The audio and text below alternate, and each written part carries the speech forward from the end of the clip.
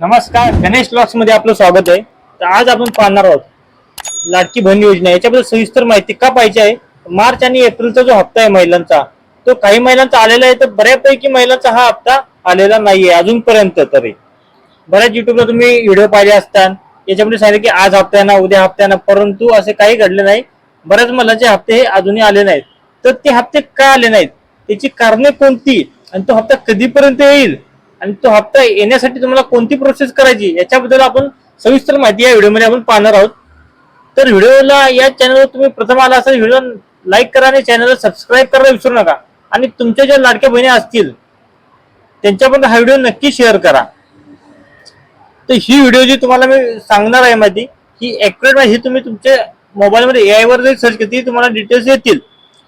प्रथमतः लाडकी बहीण योजनेचा March April हप्ता जो एकत्रित 3,000 रुपये आलते, ते ते 10 ते 20 मे दरम्यान राज्यातील बहुतांश महिलांना ते हप्ते पोहोचलेत. म्हणजे 10 ते 20 मे पर्यंत लाडक्या बहिणीच्या हप्त्याचे पूर्णपणे वाटप झालते. पण तिथून पुढे ज्या महिलांचे हप्ते थकले, म्हणजे ज्या महिलांना हप्ता आला नाही, त्याचं कारण काय, तर ते प्रथम आपण पाहू. तर मुख्य कारण आहेत की तुमची केवायसी ही 30 एप्रिल पर्यंत पूर्ण करणे हे गरजेचं होतं. कारण 30 एप्रिल ही केवायसी करण्याची लास्ट डेट होती. पण त्या डेट पर्यंत जर तुम्ही केवायसी केली नसेल, त्यामुळे तुमचा हप्ता राहिलेला असेल. आणि जर 30 एप्रिल पर्यंत तुम्ही केवायसी केली, पण तुमचा अर्ज हा केवायसीच्या माध्यमातून ते सरकारने चेक केला आणि तो अर्ज जर नियमात बसत नसेल, तर तुमचा अर्ज हा कॅन्सल करण्यात आलेला आहे.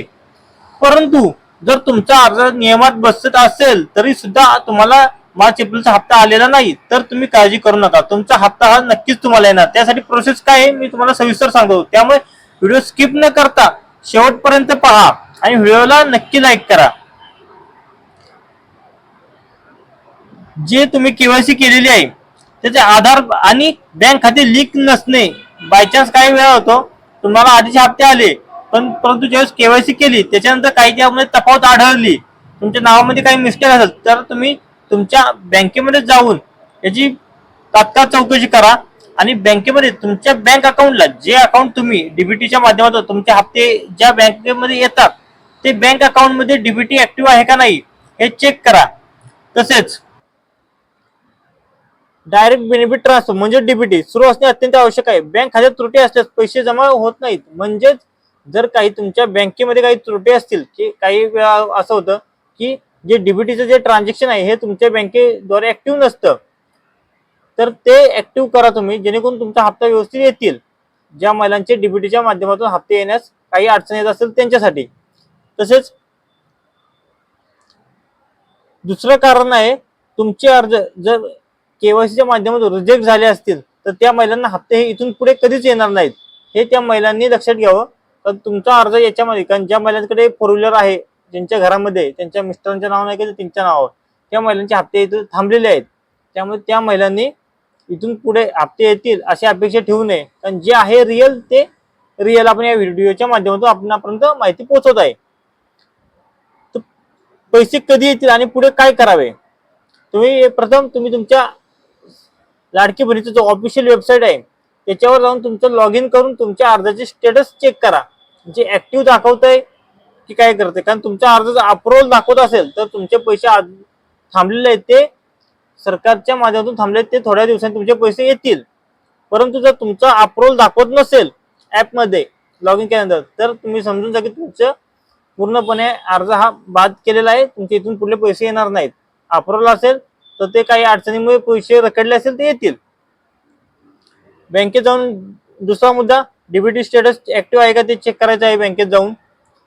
त्याच्यानंतर जर तुमची सर्व कागदपत्र आणि केवायसी व्यवस्थित असूनही तांत्रिक अडचणीमुळे पैसे थांबले असतील, तर ते पैसे कधी येतील, तर जून महिन्याच्या 10 ते 15 तारखेदरम्यान पैसे येण्याची संभाव्यता खूप आहे. कारण बऱ्याच वेळा आता ह्याची चौकशी केलेली आहे की महिला आयोगाकडे, तर जी माहिती आपल्याला भेटलेली आहे त्या माहितीद्वारे मी आपल्याला सांगतो की 10 ते 15 तारखेदरम्यान आपले हप्ते येण्याचे चान्सेस खूप आहेत.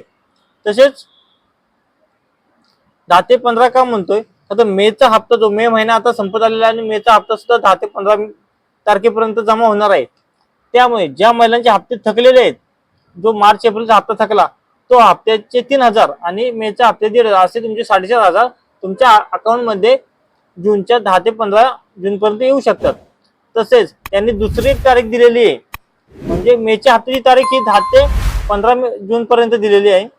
परंतु ज्या महिलांना काही ऑफिशियल अडचणींमुळे ज्या महिन्याचे मार्च एप्रिलचे हप्ते आलेले नाहीत, तर त्या महिलांचे हप्ते कदाचित बायचान्स जुलैच्या एंडिंग पर्यंत, म्हणजे जूनच्या एंडिंग पर्यंत आणि जुलैच्या पहिल्या आठवड्यामध्ये येणार, अशी दुसरी एक तारीख त्यांनी दिलेली आहे. कारण तुम्ही तुमच्या मोबाईलमध्ये एखाद्या वेबसाईटवर तुम्ही जाऊन चेक करू शकता. कारण ही जी आपण माहिती आहे ती डिजिटल चॅट वरून आपण काढलेली आहे, जी एआयच्या माध्यमातून आपल्याला सगळं माहिती आपल्याला मिळालेली आहे.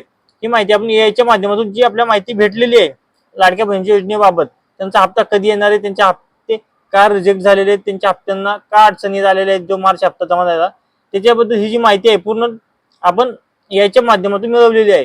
ही माहिती मी सविस्तर लाडक्या बहिणीपर्यंत पोहोचत आहे. जर ही व्हिडिओ आपल्यास आवडली तर व्हिडिओला नक्की शेअर करा आणि लाईक करा. धन्यवाद.